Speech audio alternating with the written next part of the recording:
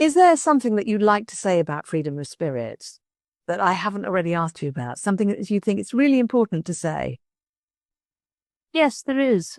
I would say that get in touch and remember that they are mind, body, and spirit.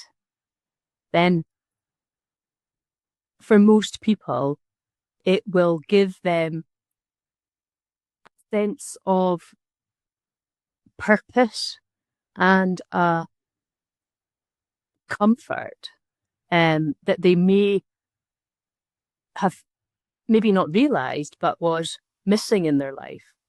And I think we each owe it to ourselves to live the lives that we were meant to live and to make sure that we are doing that and we're on our path and it's the path we want to be on and not that we feel other people or other situations have put us on.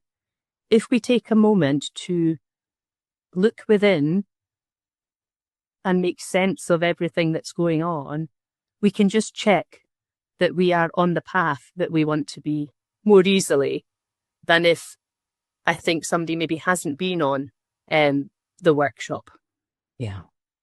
Thank you.